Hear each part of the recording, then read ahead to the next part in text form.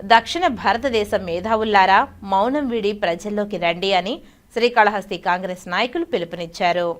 గురువారం శ్రీకాళహస్తి ప్రెస్ క్లబ్లో మీడియా సమావేశంలో కాంగ్రెస్ పార్టీ మాజీ ఉపాధ్యక్షురాలు, మాజీ ట్రస్ట్ బోర్డు మెంబర్ అన్నపూర్ణమ్మ మాట్లాడుతూ గతంలో భారతదేశాన్ని బ్రిటిష్ వాళ్లు దోచుకున్నారని తెలిపారు.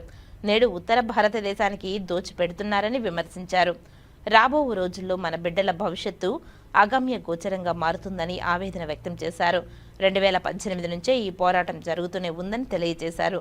ఇప్పుడు జనాభా ప్రాతిపదికన నియోజకవర్గాలు పునర్విభజన జరిగితే దక్షిణ భారతదేశంలో పార్లమెంటు స్థానాలు తగ్గితే మన ఎంపీలకు విలువ ఉండదని ఆందోళన వ్యక్తం చేశారు. ఉత్తర భారతదేశంలోని ఎంపీలకు విలువ పెరిగి దక్షిణ భారతదేశంలోని ఎంపీలకు విలువ లేకుండా పోతుందని తెలిపారు. అదేవిధంగా ప్రాంతీయ భాషలను అణగదొక్కి హిందీ భాషను బలవంతంగా దక్షిణ భారతదేశంలో రుద్దుతున్నారని తెలిపారు. గతంలో దేశ భాషలందు తెలుగు భాష లెస్స అని ప్రముఖులు వర్ణించారని తెలిపారు. శ్రీకృష్ణ దేవరాయలు తెలుగు భాషను నేర్చుకుని అముక్త మాల్యద అనే గ్రంథాన్ని రచించి తెలుగు గొప్పతనాన్ని దేశానికి చాటి చెప్పారని తెలిపారు. నాడు దేశ భాషలందు తెలుగు లెస్స అయితే నేడు ప్రపంచ భాషలందు తెలుగు లెస్స అని చెప్తున్నారని తెలిపారు. ప్రపంచం నలుమూలల నుంచి మన తెలుగు వాళ్ళు నాటుకుపోయి ఉన్నారని, అది మన తెలుగు భాష గొప్పతనమని కొనియాడారు. కాబట్టి మన పిల్లలకు తెలుగులోని పరీక్షలు పెట్టడం, త్రిభాషా విధానాన్ని అవలంబిస్తూ మన దేశంలో హిందీలో పరీక్షలు పెడుతూ కేంద్ర ప్రభుత్వ ఉద్యోగాలలో ఉత్తర భారతదేశస్థులైన ఉద్యోగాలలో నాటుకుపోయి మన పిల్లల భవిష్యత్తును మన నాయకులే నాశనం చేస్తున్నారని వాపోయారు.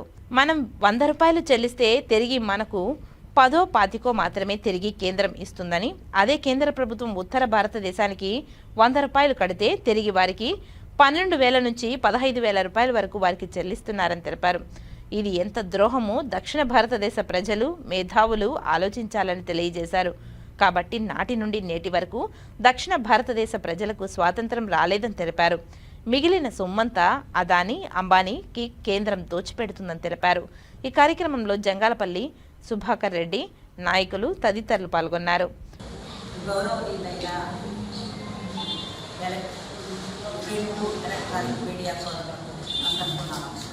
అన్ని పేపర్లలో ప్రతి విషయాన్ని ప్రజలకు తెలియజేసిన దాన్ని అప్పుడు వాళ్ళకి అందరికీ తెలుసునే అన్నపూర్ణమ్మ అంటే ఎవరు అనే సంగతి ఇప్పుడు కొత్త కాబట్టి అందరినీ చూసినట్టు ఉంటుంది. ఇంకా అందరికీ తెలియాలి అని కూడా అందరినీ రమ్మని కూడా చెప్పాను. నేను అందరూ పాల్గొనని కూడా చెప్పాను.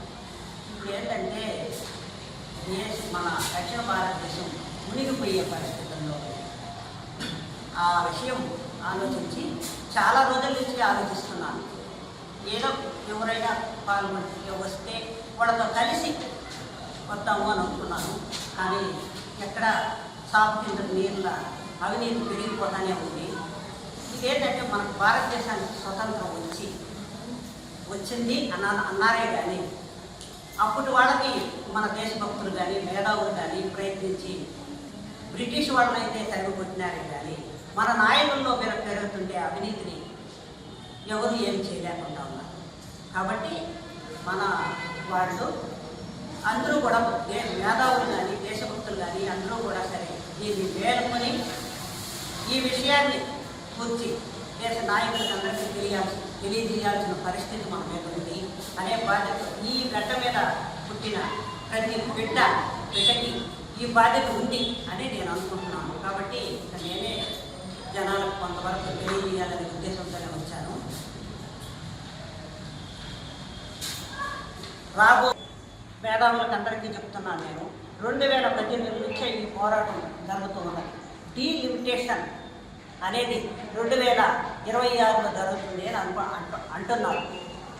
ఈ డీలిమిటేషన్ అనేది జరిగితే డీలిమిటేషన్ అంటే జనాభా ప్రాతిపదికన మనకు ఎంతమంది ఎంపీలు వస్తారు అనేది తెలియజేస్తారు. ఆ లెక్కలు ఎత్తుకుంటే మనకి ఎంపీలు తగ్గుతారు. ఎందుకంటే మన దక్షిణ భారతదేశంలో అప్పుడు నాయకురాలు ఇందిరాగాంధీ చెప్పిన ప్రకారం జనాభా నియంత్రణ కార్యక్రమాలు చేసింది. పూర్తిగా దాన్ని పాటించినారు మన దక్షిణ భారతదేశం వాడు. కానీ ఉత్తర భారతదేశం వాడు దాన్ని పాటించినారు. 10 రోజుల ముందు పేపర్లో కూడా నేను చూశాను. 14వ బిడ్డకి జన్మనిచ్చింది ఒక ఆమె. అంటే పోనీ ఆయన ఏమన్నా పెద్ద కోటీశ్వరుడా, ఏమన్నా డబ్బు ఉండేవాడా అంటే ఈదల్లో చెత్తను ఊడ్చి ఆయన ఆ తండ్రి ఆయన 14 మందికి జన్మనిచ్చినాడంటే వాళ్ళు జనాభా నియంత్రణ ఉత్తర భారతదేశం వాళ్ళు పాటించాలి. జనాలు లేకపోయి మనం వాయిస్ ఇచ్చి తెలియజేయాలి. మన హక్కుల్ని మనం కాపాడుకోవాలి.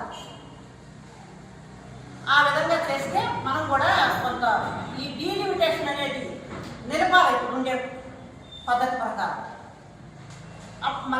మళ్ళీ ఏమన్నారు దేశం ఇప్పుడు మనం ఒకరం మెత్తగా ఉండే కాడికి భాషను గురించి కూడా బాగా హిందీ భాష బాగా మాట్లాడండి అని వేరే భాష త్రిభాష మాట్లాడండి అని చెప్పని చేశారు. దాని విషయంలో కూడా తమిళనాడు వాళ్ళ రాష్ట్రంలోకి రానియనే చేసింది భాషని.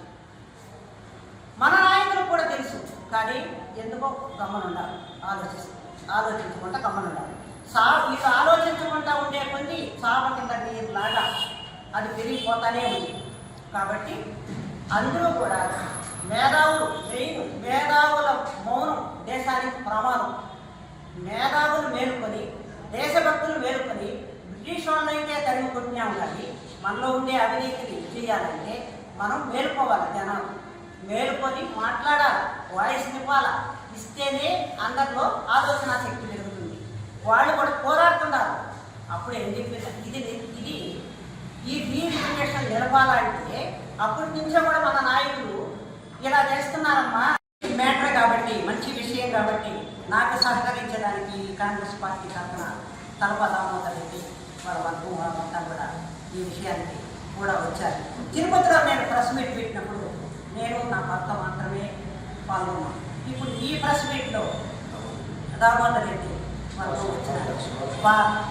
ఏసీ భాష వీళ్ళందరూ అంటే ఈ విషయం మీద ఒక కులమని కాదు, ఒక మతమని కాదు, ఒక ఇదని కాదు, ప్రతి ఒక్కరి బిడ్డలు నష్టపోతారు ఈ డీలిమిటేషన్ అందరికీ. కాబట్టి ప్రతి ఒక్కరు ఆలోచించి బిడ్డలకి, ఎందుకంటే ఇప్పుడు ఉత్తర భారతదేశం వాళ్ళకే ఎక్కడ ఫ్యాక్టరీలో కానీ రైల్వేలో కానీ ఎక్కడైనా ఉద్యోగాలు వాళ్ళకే వస్తున్నాయి, కానీ మనకు రావడం లేదు, మన జనాలకు రావడం లేదు. కాబట్టి అదంతా కూడా మనం కలుపుకొని మనం అన్ని విషయాల మీద ప్రజలు కూడా మాట్లాడకపోతే వాయిస్ ఇవ్వకపోతే నష్టపోతామని మన ఎంపీలు ఆ లెక్కన ఎత్తుకుంటే మన రాష్ట్రానికి మొత్తం దేశ జనాభాకి తలకి 100 రూపాయల లెక్కన పన్ను మనం కడితే మన దక్షిణ భారతదేశం వాళ్ళకి మాత్రం 100కి 10 పాతికో మనకిస్తున్నాం, వాటా ఇస్తున్నాం. మిగతా ఉత్తర భారతదేశం వాళ్ళకి 100కి 12,000 నుంచి 15,000 తప్పిస్తున్నాం వాటా. ఎంత ద్రోహం చేస్తున్నారో ఒక్కసారి అందరూ కూడా ఆలోచించండి అని చెప్తున్నాం. దీని విషయం మీద తెలంగాణ రాష్ట్ర ముఖ్యమంత్రి కూడా మాకు వాటాలు తగ్గుతున్నాయి అని అడుగున్నాడు. కాబట్టి మన వాళ్ళు కూడా మన నాయకులు మన దేశభక్తులు వీళ్ళంతా ఏమైనా సురేంద్ర గారు, లాల్ బాషా గారు, యూత్ ప్రెసిడెంట్ ఆంటోనీ గారు, యూత్ ప్రెసిడెంట్ రవీంద్ర గారు, వీళ్ళందరికీ నా నమస్కారాలు తెలియజేస్తూ, ఈరోజు భారతదేశంలో ఎన్డీఏ కూటమి ప్రభుత్వం దోపిడీకి పాల్పడుతుంది. ఏ విధంగా అంటే 60 ఏళ్ల పాటు కాంగ్రెస్ పార్టీ భారతదేశాన్ని పరిపాలించింది.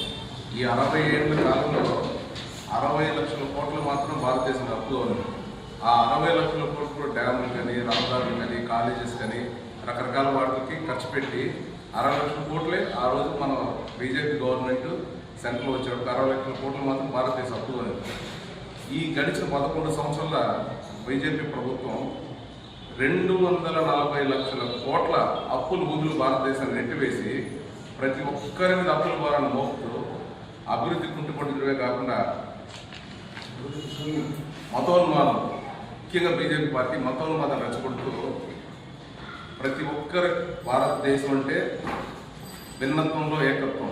ఈరోజు ఆ భిన్నత్వంలో ఏకత్వం కనబడకుండా పూర్తిగా నామోపాలేకం చేసేసినటువంటి ఏకైక పార్టీ ఈ బీజేపీ పార్టీ. మతోన్మాదం, తర్వాత అభివృద్ధి శూన్యం. అభివృద్ధి కాంగ్రెస్ పార్టీలో జరిగినంత అభివృద్ధి ఈ 10 ఏళ్ళు ఎటువంటి అభివృద్ధికి నోచుకోలేదు భారతదేశం. ఏది తీసుకున్న ప్రైవేట్ పరం, పోర్టులు ప్రైవేట్ పరం, ఎయిర్పోర్టులు ప్రైవేట్ పరం, రహదారులు ప్రైవేట్ పరం, ఈ పరిశ్రమలు ప్రైవేట్ పరం, ఏది తీసుకుని ప్రైవేట్ పరం. రేపు రాబోయే రోజుల్లో